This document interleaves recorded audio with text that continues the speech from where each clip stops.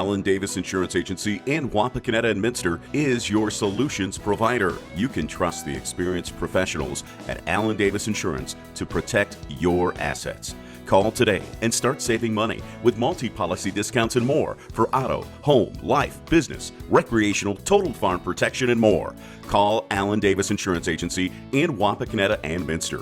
We are your solutions provider. Call 1-800-686-2148. Hello once again, everybody.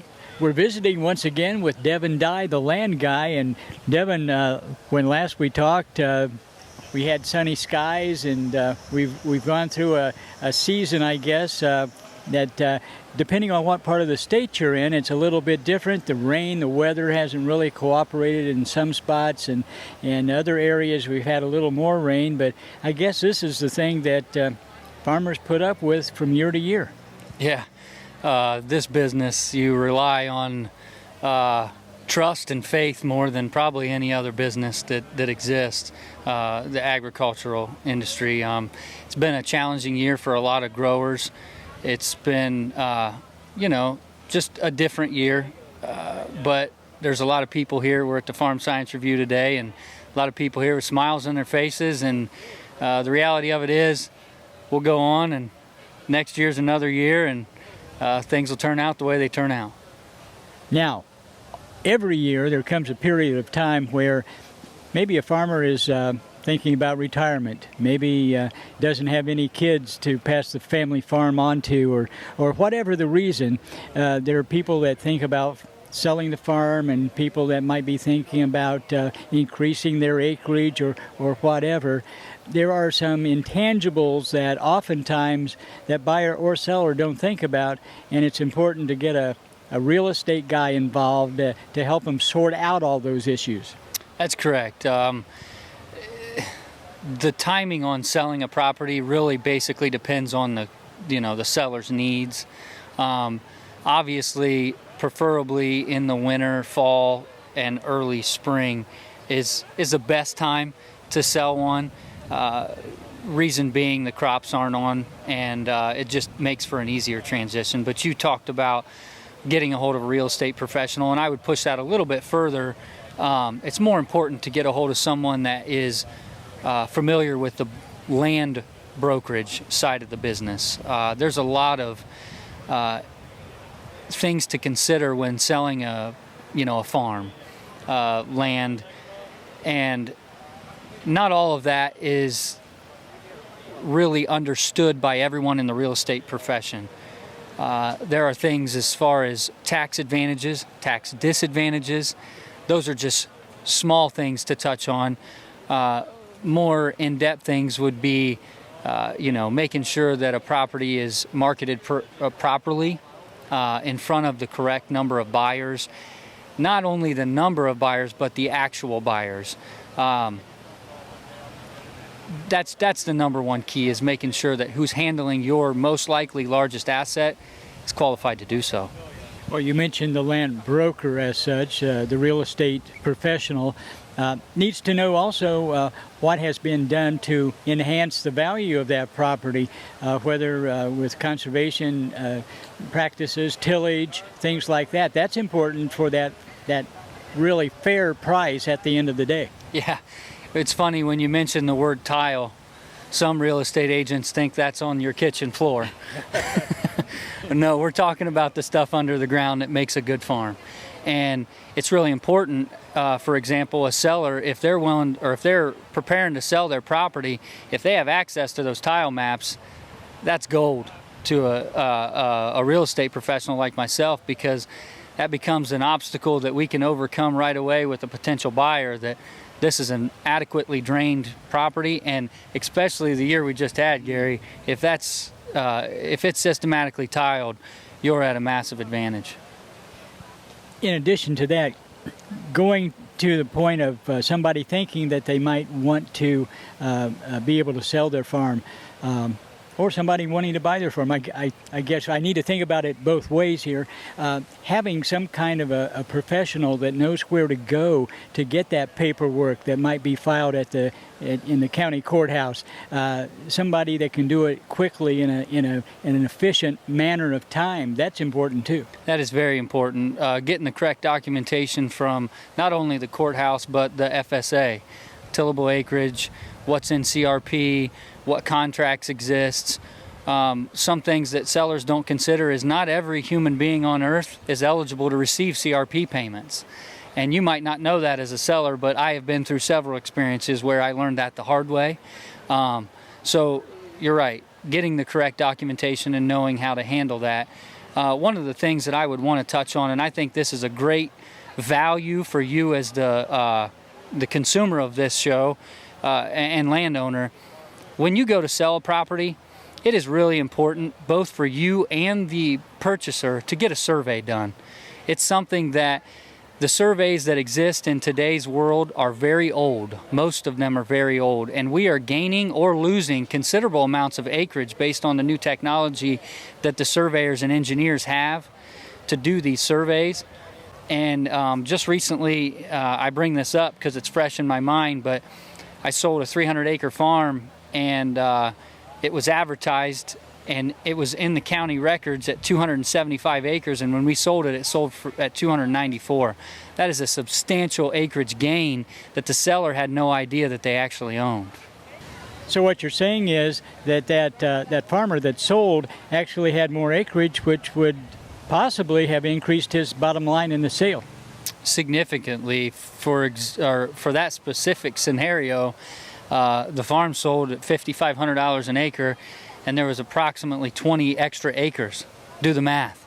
Yeah. You know, it paid for my commission.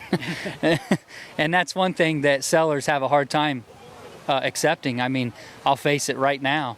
The fee that we charge as a real estate brokerage, that comes back to you and your bottom line in multiple ways, because we handle it, and our goal is to get you the most money possible in the market, and even understanding the true value of your property is a big way for us to pay for ourselves. Okay. Additionally, you might have a farm over here and a farm down the road, and they might look to be about the same, or maybe they're a lot different, but you know, the way you look at them and the value on paper might be totally different. And how do you make those comparisons to really enhance and be fair to both the buyer and the seller?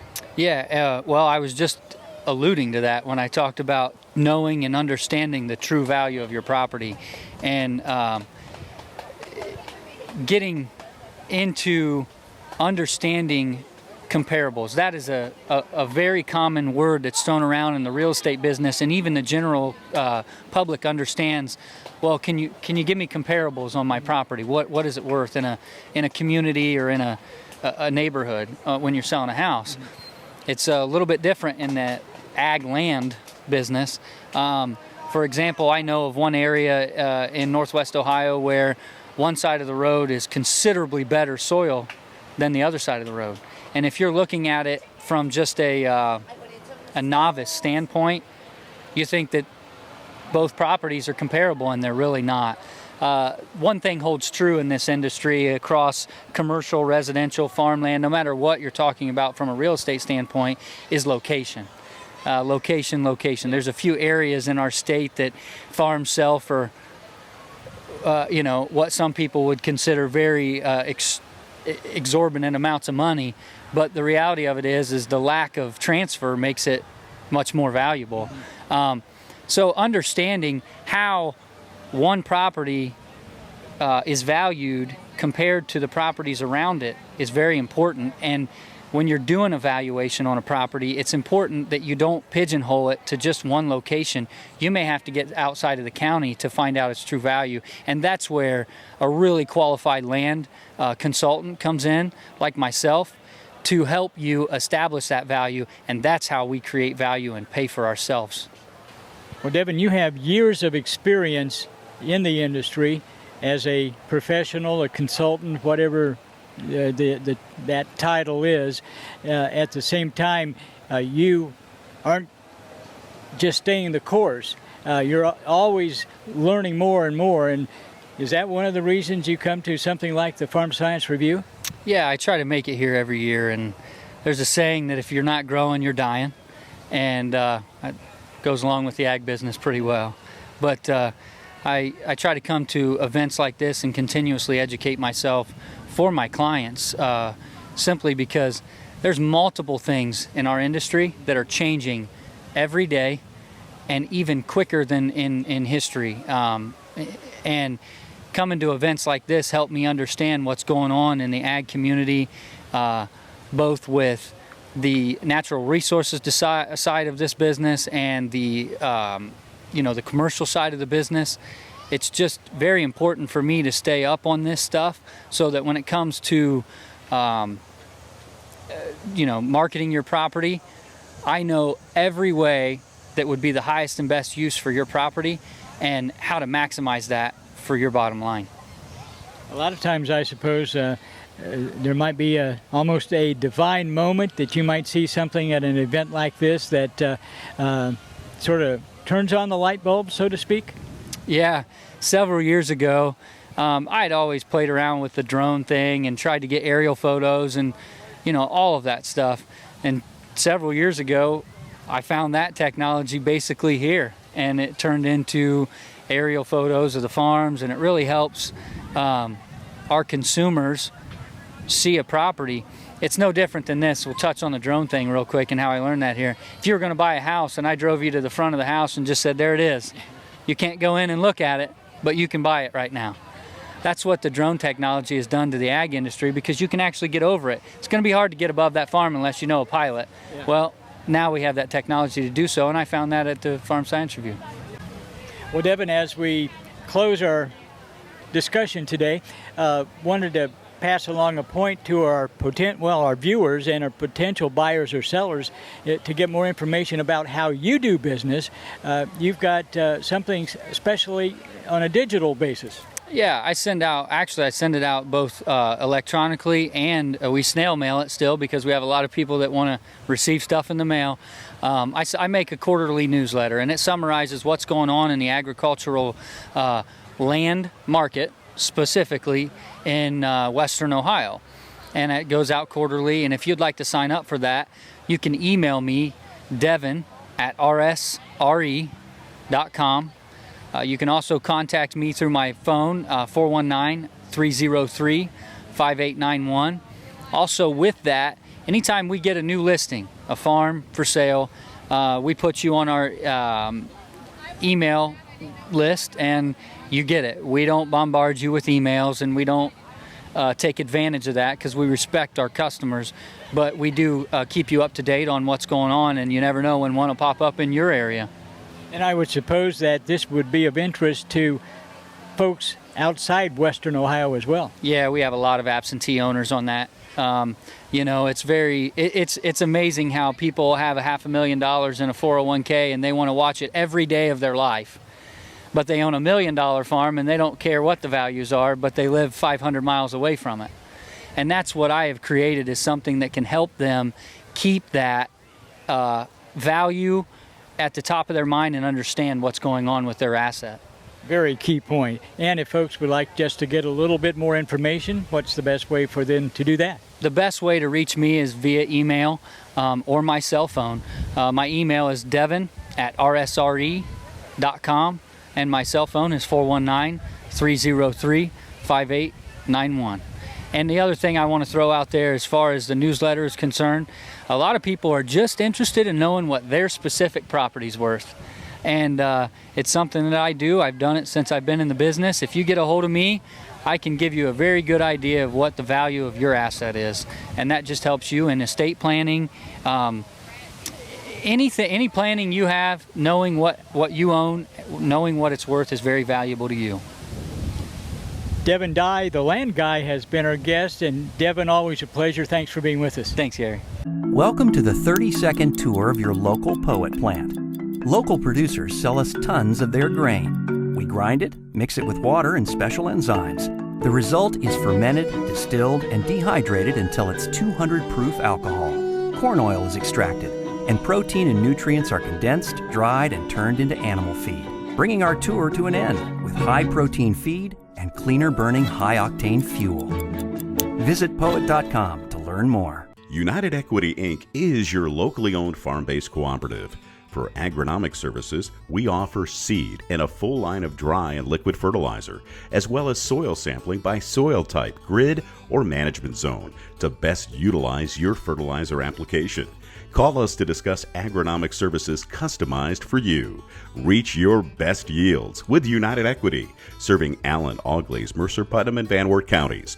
Visit us on the web at unitedequityinc.com. Tough years call for tough equipment, and that's just what you'll get with Great Plains. Tough, no matter what the soil type, structure, or seed bed, your friends at Apple Farm Service has a Great Plains tool to give you the best seed bed. Introducing Velocity, the new hybrid tillage machine. Bury more residue than a vertical tillage machine with the quickness of a speed disc. With sizes from 23 feet to 36 feet, stop by your local Apple Farm Service to learn what Great Plains solutions we offer.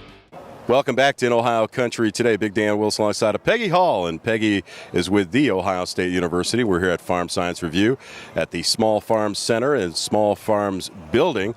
And basically, you're talking about a topic that is the hottest thing when it comes to agriculture here in the state of Ohio, Peggy. Yes, industrial hemp, and whether we can grow it or not yet in Ohio. Let's talk about the facts. Nothing but the facts. Okay.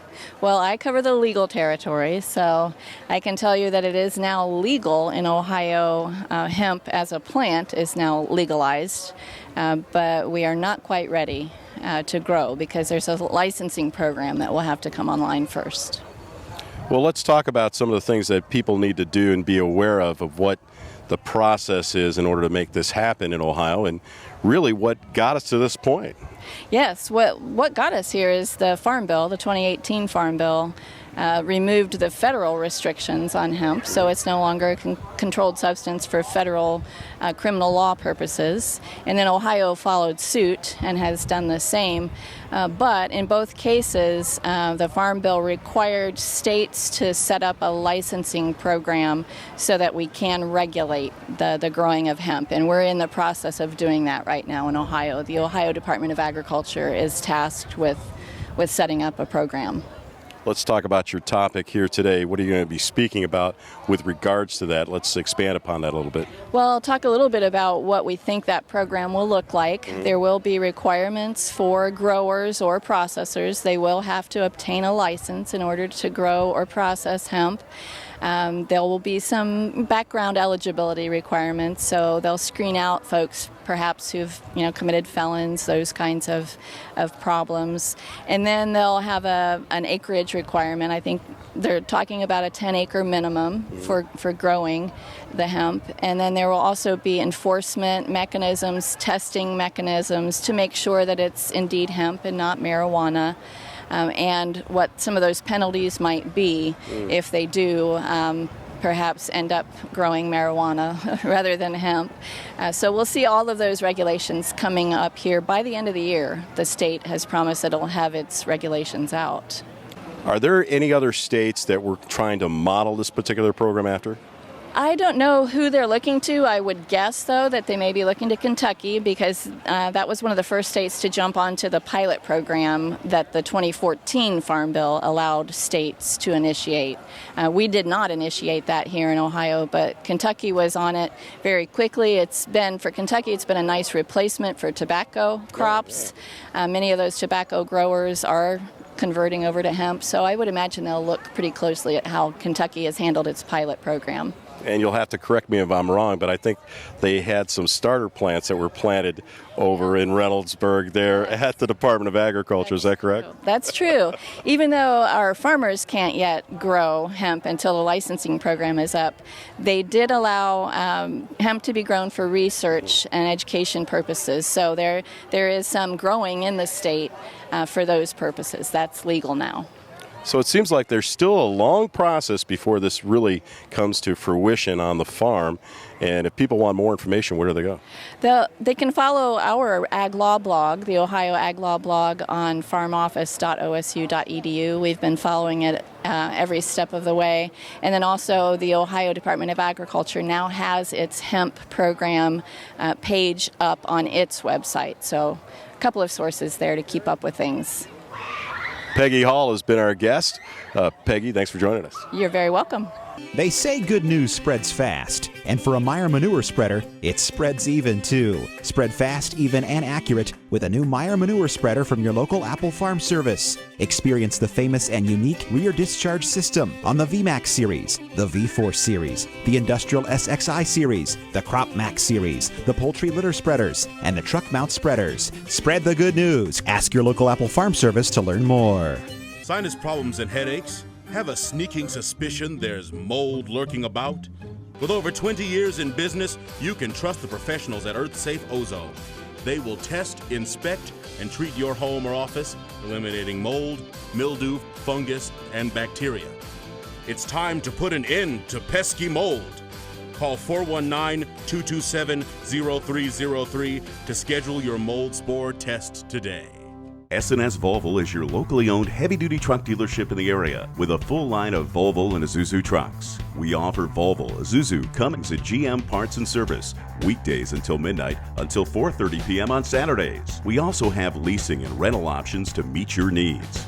We have the expertise to get and keep you on the road. Stop by at 2600 St. John's Road or visit us at ssvolvo.com to see our wide selection of new and used truck inventory. Welcome back to In Ohio Country today. Big Dan Wilson alongside of Lee Beers, and we're discussing hemp right now. And of course, we spoke with Peggy Hall earlier about some of the legal aspects of growing hemp here in the state of Ohio. But Lee, you've got a really cool part of that topic too. It's kind of a tag team approach here at the Small Farm Center. Yeah, so Peggy's going to tackle the legal side of it, and I'm going to tackle kind of the how do you actually grow it, and then once you have a product, what do you need to do to market it and get it, get your profit out of it. So let's talk about that. What's the growing process like? I mean, a lot of our farmers are used to growing, certain commodities like corn and soybeans. This is not really your grandpa's hemp, if you will. Yeah, so if you're growing it for forage, fiber, or seed production, it's not too much of a stretch to go from corn or soybeans. If you're looking to grow CBD oil, that's more of a horticultural versus an agronomic crop production system. So there's a bit of a learning curve that way. You're using transplants versus seeds. And some of the tobacco growing regions are probably more well suited for the CBD oil because of the way it's processed and handled. Well, what kind of acreage are we talking about, and are we replacing any of our commodities to do this? I don't believe so. At this point, we don't really have much information because we don't have any guidelines on how to plant it yet. But once it is established, I see it will supplement probably tobacco in southern Ohio. I don't see it becoming a replacement crop for corn and soybeans as of yet because we don't have the infrastructure to take the seed or the fiber downstream for those products yet. A lot of people who didn't grow up on the farm that watch our show really don't realize that they do and they did grow a lot of tobacco in southern Ohio. Yes, yeah, they did grow a lot of tobacco. And the Farm Bill kind of started in Kentucky as a supplemental way for those tobacco farmers to transition away from tobacco, which is not as profitable as it used to be because the growing, the drying, the harvesting is very similar. So those farmers in southern Ohio and Kentucky are well suited for the CBD oil production. We're really putting a lot of time and effort into getting some resources out there to Ohio farmers. That's at the state specialists. Our dean is really focused on getting some of that research out there, and OSU Extension is what I'm part of. We get that information out to local farmers who want to grow it locally. So we do have a lot of resources coming, but this is new to Ohio, so we're ramping up. For 2020, we'll have the answers you need. It's pretty exciting. I mean, when we came to this year's Farm Science Review, we started looking at different things that we can cover, and this particular topic is really a hot topic, and it looks in the tent right now that you're going to have one heck of a crowd. What other kind of questions are you getting from farmers about this particular crop? They're really wondering, is it going to be as great as crop as everybody thinks it's going to be. There's a tendency for some people to think that it's going to be silver bullet to save some struggling farmers, and unfortunately that's probably not going to be the case. They want to know the economics of it. Is it going to pay off? I've heard several farmers think about investing a few acres here or there just to see how it goes, so that way they get some experience growing the crop. Well, I'll tell you, it's an exciting topic right now, and if people want more information, Lee, where do they go? You can go to OSU Extension's website. You can go to the CFAES website, or talk to your local county extension educator.